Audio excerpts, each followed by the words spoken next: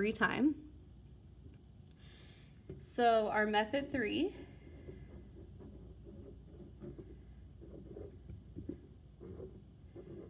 using the rules. Okay, now it's great that we have a set of rules we can follow. It especially helps with problems that have greater numbers, right? Because we don't want to have to draw a number line that has 36 and 75. And we don't want to have to lay down that many counters or draw a picture like this either. So it's nice to know the rules, but when you're really thinking about the problem, you want to use these ideas to kind of help make sure you have the correct answer or reasonable answer. Okay, so we have 2 sets of rules depending on what our problem looks like. Okay, so if the signs are the same, our first rule.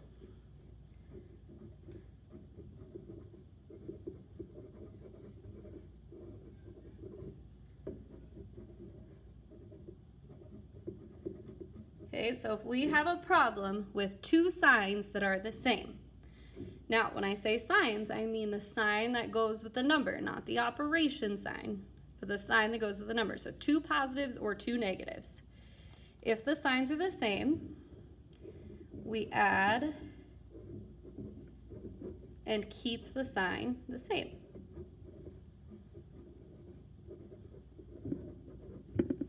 Okay, so let's give 2 examples of that. We've been doing this since probably 1st or 2nd grade. If we have 4 plus 7, we keep the sign the same, or we add 4 plus 7 is 11, and 4 and 7 are both positive, so we keep it positive. The same goes for 2 negatives. So if I have negative 11 plus negative 20, again, I don't want to have to sit here and draw a number line, but I know that if I'm at negative 11 and I have to go 20 more spots to the left, then I know I'm going to add these 2 numbers because I'm getting further to the left of the number line, left of 0 on the number line. So I add 20 plus 11, which is 31, and I keep the sign the same. So if the signs are the same, so 2 positives or 2 negatives, I add and keep the sign. Okay? So that means if the signs are different.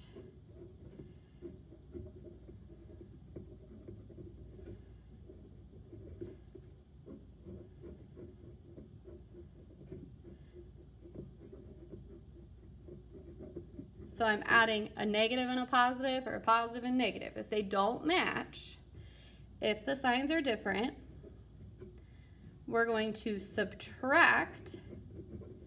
So imagine crossing out pairs of opposites. We're subtracting, we're crossing out pairs of opposites, and keep the sign.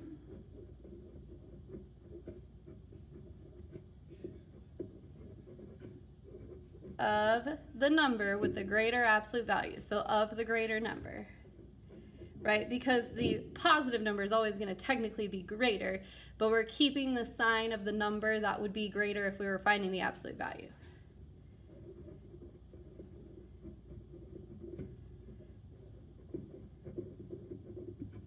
Okay, so let's do 2 of those. So let's say I have negative 12 plus 7. My signs do not match. One of my numbers is negative, the other is positive. So if I imagine in my head getting rid of opposites, I'm going to have 7 pairs to get rid of. So I'm going to subtract 12 minus 7, which is 5. And if I ignored my signs, if I did absolute value, 12 would be greater than 7. 12 is negative. So my solution is negative 5. So I subtract the 2 numbers and give the sign of the greater number.